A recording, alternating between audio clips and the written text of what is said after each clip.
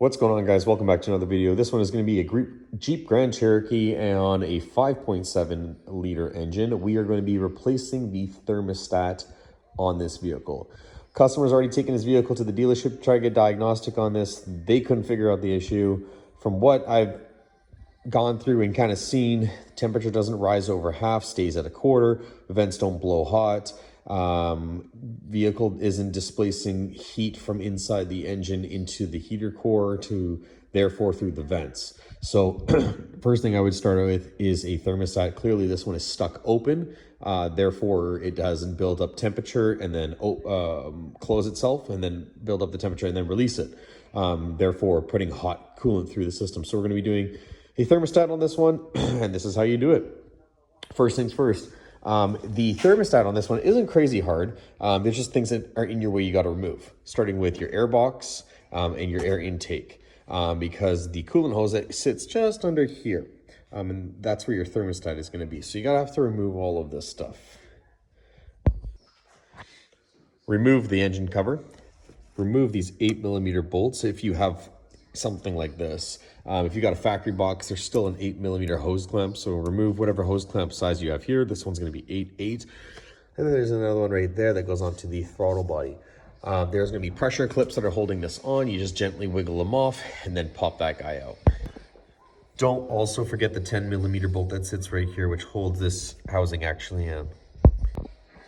You're gonna have a mass airflow sensor attached to the undercarriage of this airbox housing unit. So make sure you either just flip it over and put it on the side, but do not break it and do not rip it out, or you will have to deal with that. After you've done that, this is gonna be your thermostat right here. Before we take that off, some people will remove this hose clamp here. Some people will just leave the hose clamp on and just zap these two bolts off. It doesn't really matter. One thing you will need to do though, it is a pressurized system. You're gonna have to take your ride cap off. Do not do this job when your car is smoking hot. You will burn yourself, or I have seen air pockets in there where they will just burst and come out the top. So make sure that you relieve the pressure on here. Use a rag, push down and twist.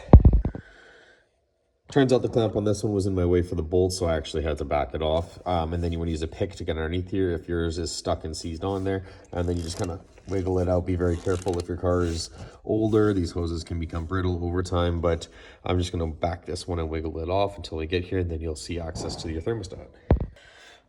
I pulled the hose over to the side to get it out of my way, but also to give you guys a better shot. Now that you can see the thermostat housing unit, which is this guy, you're gonna have a 13mm bolt there and a 13mm bolt there. Be very careful. As you can clearly see, they are not in the greatest shape, so we're gonna slowly back them off. I'm gonna heat them up a little bit to make it easier, and spray them with some PB Blaster just to make sure that they're oiled in there nicely. And then we're just gonna go a little bit off on this side, unwind, and this side, then this side, this side, keep going back. All right, so the housing unit has been removed. Thermostat's right there. You want to use a flat head and peel it off. Check and pay attention to where the weep hole is on these. If you can see, the weep hole is right down there. It's that little lever right there.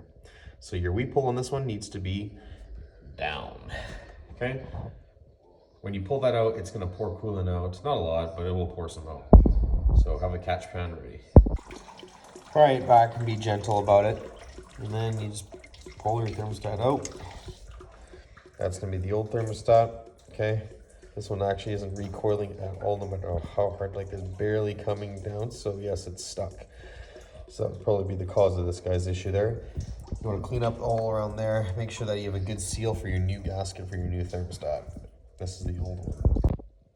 All right, old thermostat, new thermostat. Remember, the weep hole in this one was pointed at the very bottom, so that's where it's gonna be. Weep hole is right there, the gold tip that you can see right there. So we're gonna put that in there nicely, okay? Just like that, okay? Twist a little bit. Now I've gone ahead and I've already cleaned up the outside here and kind of made it a nice seal, as well as around here. I'm gonna clean it up a little bit more, make sure that I get a good nice seal. If you have a gasket for this kit, you can get it. You can replace it with a gasket, or you can make a makeshift gasket. Either or. It is quite hard to find the gaskets for these vehicles nowadays, but I have a paper gasket I'll be installing on this one here. Yeah, so just make sure you have a clean mating surface on both sides. All right, so the housing is back on. You got your thermostat in there as well. Okay, as you can see it in there. Okay, use your paper gasket or use a gasket maker, and then just let it cure for a little bit before you reattach your hose and put some coolant in that line. All right, so now we've got the hose reattached here.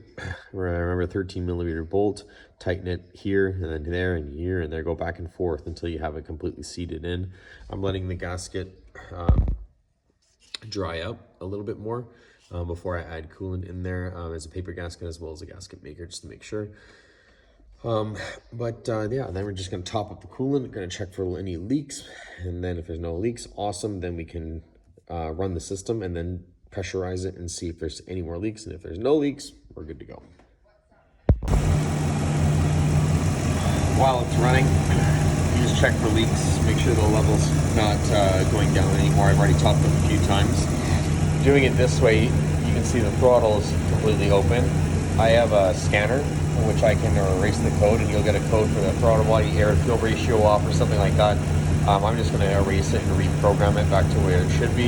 If you don't have a scanner, then you need to put everything back before you turn on the engine, or you're going to get a check engine light, and you won't be able to get rid of it. So, yep. Anyways, that is how you do a coolant thermostat on a Jeep Grand Cherokee 5.7 liter. I'm just going to put it all back together, but you know how to do that already. But anyways, thanks for watching. Hopefully this video was useful to you. Please don't forget to comment, like, and subscribe, and I'll see you on the next one.